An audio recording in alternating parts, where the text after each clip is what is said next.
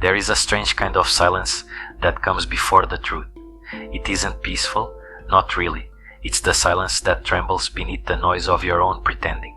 You can feel it sometimes, when the lights dim and there's nothing left to distract you, when the laughter fades and the mask begins to itch. It's the moment between who you show and who you are, the echo between your heartbeat and your denial.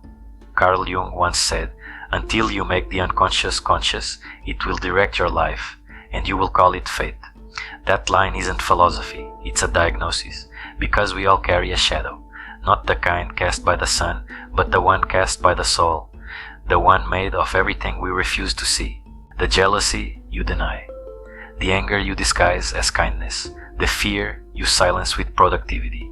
All of it collects in the dark corners of your being, and the more you chase light, the thicker the darkness becomes. You say you want peace, but you seek it through control, through silence, through escape. You pray for calm, while running from the storm that could have freed you. You crave serenity, but only because you fear what will rise if the world stands still. What if peace isn't found in escape, but in surrender? What if the calm you're searching for hides behind the chaos you refuse to face? The truth is, you cannot become whole by amputating the parts of yourself that frighten you. You cannot love yourself by pretending you are pure. The light that heals does not come from denial, but from the moment you look into your darkness and do not flinch. The journey doesn't begin when you find peace. It begins when you stop chasing it. When you turn around and meet the eyes of the shadow that has followed you all your life. And in that meeting, trembling, uncertain, human, you begin to see what you called chaos was never your enemy. It was your mirror, your unspoken truth, your forgotten self waiting to be seen. So before you run again, breathe. The chaos isn't here to destroy you, it's here to bring you home. We live in an age obsessed with calm. We scroll through oceans of advice that whisper, "Let it go." We breathe, meditate, affirm, all in the hope that peace will arrive, like some angel descending from our discipline. But peace does not come to those who chase it. It comes to those who stop pretending they already have it. Most people mistake numbness for calm. They confuse avoidance with wisdom. They call their denial healing, and then wonder why, behind every smile, there is still that quiet vibration of unease, a restlessness that no meditation app can drown out. We say we want peace, but what we really want is anesthesia, a way to silence the noise within, to make the ache invisible, to stay comfortable inside the illusion that we are doing fine. But the shadow knows better. It waits, patient and silent, beneath the surface of every certainty. It doesn't vanish just because you've learned to speak gently. It watches, it listens, and when you are tired enough, honest enough, it speaks back. Sometimes that voice comes as anger, sometimes as jealousy, regret, or grief. Sometimes it comes as the strange sadness you feel when everything is going right. That's the moment the unconscious knocks, not to punish you, but to remind you that your soul is not fooled by performance. The modern world has taught us to hide, to post the highlight, suppress the fracture, and call it growth, to smile when we're breaking, to light candles over wounds that still bleed beneath. We've learned to live in fragments, polished on the outside, starving within. We repress the dark until it leaks, through addictions, through perfectionism, through the quiet cruelty we inflict on ourselves. We call it stress, we call it burnout. But Jung would call it what it truly is, a rebellion of the unconscious, because what you reject does not disappear.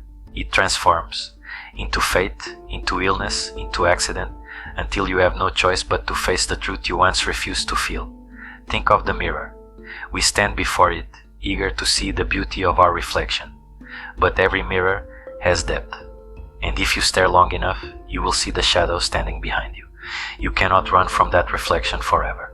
You cannot hide your pain under spiritual slogans, or drown it in distractions, for the shadow is not your weakness, it is your buried power, and every attempt to silence it is an act of self-betrayal. The struggle, then, is not against the darkness itself, but against your refusal to meet it. Every time you suppress anger, you suppress truth. Every time you hide fear, you hide tenderness. Every time you deny pain, you deny the key to your own depth.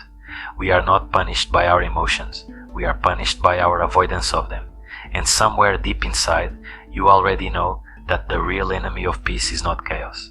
It's the false calm you keep performing. Sooner or later, the soul demands honesty.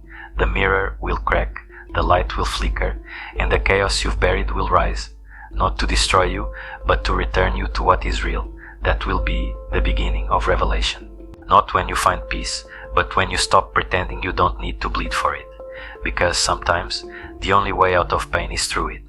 The truth, when it arrives, does not come like thunder. It comes like dawn, slow, reluctant, almost shy. A pale light seeping through the cracks of everything you thought you were. You realize then, you've spent years building walls not to protect yourself, but to contain the chaos you feared might escape. But that chaos was you. Carl Jung called this the shadow, the unseen self that holds everything you disowned to appear good. Your rage, your envy, your lust, your hunger for control, your grief, your power, all of it. It is not evil, it is you waiting to be integrated. And the tragedy is this: most people spend their lives fighting the very part of them that could make them whole. The shadow isn't your enemy, it's your raw material. It's the clay from which authenticity is shaped. Because to become real, you must meet what you have buried. We have all been trained to chase the light, to polish ourselves into spiritual perfection, to pray away the dark, to speak of love, while fearing the parts of us that don't yet know how to love. But Jung understood what few dare to accept. The light is meaningless without its opposite. The shadow gives it contour, weight, and truth. Without darkness, your peace is an act. Without chaos, your calm is fragile. Without the shadow, your love is incomplete. You cannot transcend what you have not first embraced, and you cannot embrace what you refuse to see. The revelation, then, is not a grand moment of enlightenment. It is the quiet courage to admit, I am both. I am the calm and the storm, the healer and the wounded, the saint and the sinner. I am light, and I am the shadow that gives that light meaning. When Jung spoke of individuation, he meant the lifelong process of becoming whole, not good. Wholeness is not purity, it is balance. It is to let the angel and the animal sit at the same table and call them both by name. There is no peace without tension, no clarity without confusion, no birth without pain. Everything that grows in the psyche grows through friction. The moment you accept that the darkness within you is not an intruder, but an inheritance, you begin to awaken. Because the shadow carries your vitality. It contains the life force you exiled when you tried to be perfect. Every emotion you suppressed became a ghost, haunting your edges. When you reclaim it, you don't become darker. You become more alive. There is a deeper truth here, one that shakes the foundation of moral comfort. The shadow is divine. It is the doorway through which the unconscious speaks. Your instincts, your creativity, your intuition, your capacity to love beyond reason. They all emerge from the same darkness you once feared. The monsters in the cave are not there to devour you. They are there to test your sight, to ask, can you see what I truly am? And when you do, when you look into your rage and see grief, into your jealousy and see longing, into your fear and see love, you realize that every demon was a wounded angel, and every shadow was light that had forgotten itself. The revelation is not about conquering darkness. It is about allowing it to speak. It is the sacred act of saying, I will no longer divide myself in two. And from that moment on, something changes. Not loudly, but profoundly. The chaos that once terrified you becomes a language you can finally understand. The silence you once feared becomes a friend. And the mirror, once cracked by denial, begins to reflect a truer image, a human being, whole and unashamed. This is not peace in the worldly sense. It is peace born of truth, and truth is not gentle. It demands that you die to who you pretended to be, so that what is real can finally breathe. You do not find peace by escaping the storm. You find it when you realize you are the storm, and the calm inside it. Once you have seen your shadow, you cannot unsee it. It lingers, not as a threat, but as a constant invitation to truth. The work begins there, not in the comfort of insight, but in the discipline of integration. To integrate the shadow is to live without deception, to stop saying I'm fine when your soul is on fire, to stop hiding your envy behind compliments, your resentment behind politeness, your exhaustion behind productivity. It is to live with the quiet honesty that everything within you has the right to exist. This does not mean acting out every impulse. It means listening. When anger rises, you don't suppress it. You ask what boundary was crossed. When jealousy burns, you don't condemn it. You ask what longing it reveals. When fear trembles, you don't dismiss it. You ask what truth it's guarding. Integration is a conversation with your own depths. It is the humility to say, I still have darkness, but it no longer controls me.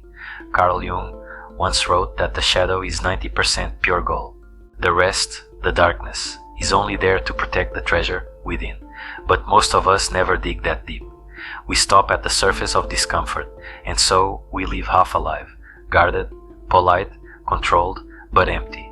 To integrate the shadow is to reclaim your power, because power without awareness becomes tyranny. But power with humility becomes love in action. You begin to see that every conflict in the outer world mirrors one inside you. Every person you despise reflects a fragment of yourself you refuse to acknowledge. Every argument becomes a mirror. Every silence becomes a teacher. And so, you start to live differently. When you're wrong, you admit it, because the ego no longer trembles. When you're hurt, you speak, because vulnerability no longer feels like weakness. When you're afraid, you act, because courage is no longer the absence of fear, but the integration of it. The transformation isn't spectacular. It's quiet. It's in the way you pause before reacting, the way you listen without defending, the way you stop trying to be good and start trying to be whole. You become less certain, but more sincere, less polished, but more present, less pure, but more human. This is the paradox of awakening. As you embrace your imperfections, your compassion deepens. You no longer need to fix people. You begin to understand them, because you finally understood yourself. Leadership changes too. You stop projecting strength and begin radiating presence. You no longer lead from superiority, but from honesty. People trust those who have faced their own chaos, because they can feel that such souls will not judge theirs. And in solitude, you no longer fear silence. You no longer drown it with noise or validation. You can sit with yourself, your light, your shadow, your history, and feel a strange tenderness for all that you are. That is the moment of true maturity, when you can look at your reflection, not with pride or shame, but with recognition. You see the child you abandoned. You see the rage that once protected you. You see the fear that kept you safe. And you whisper, I forgive you for surviving. This is transformation, not the becoming of something new, but the remembering of what was always whole. And from that wholeness, peace begins to emerge, not as an escape from chaos, but as the harmony between chaos and calm. Because real peace is not fragile. It does not depend on the world being kind. It depends on you being real. And when you are real, even your darkness begins to shine. At the end of the journey, there is no trumpet, no crown, no grand applause, only quiet, a quiet so deep it feels like forgiveness. You stand there, not as the person you tried to become, but as the one who was always waiting beneath the noise. The world still turns, people still misunderstand you. Life still stings, still surprises, still asks for your surrender. But something inside has changed. You no longer fear the darkness. You recognize it. You even bow to it, for it was your first teacher. You understand now that peace was never the absence of pain. It was the understanding of it. It was the ability to look at chaos and see meaning instead of threat. Carl Jung once wrote that one does not become enlightened by imagining figures of light, but by making the darkness conscious. And now you understand what that truly means. The light was never something to chase. It was something to uncover. It was buried in your contradictions, in your shame, in the parts of you that you thought disqualified you from love. To make peace with chaos is to stop dividing your life into sacred and profane. It is to realize that every moment, every heartbreak, every failure, every wound was a mirror showing you the landscape of your own soul. The peace you wanted was never missing. It was hidden behind resistance, behind every should, behind every pretense of calm, behind every mask you wore to be acceptable. And now, with the mask gone, you find something unexpected, a kind of wild serenity, not the delicate peace of perfection, but the grounded peace of truth. You breathe, and the breath feels different, heavier, fuller, honest, because it carries everything, the laughter, the grief, the chaos, the calm. You realize that peace and chaos are not opposites, they are dance partners, spinning endlessly around the center that is you. So stop chasing peace. Let the world whirl. Let your thoughts rise and fall like tides. Let the shadow walk beside you, hand in hand with your light. Because the point was never to escape the storm. It was to become the eye of it. And in that stillness, that fragile, fearless stillness, you hear something faint, like an echo from the beginning of time. You were never broken, you were becoming. That is peace.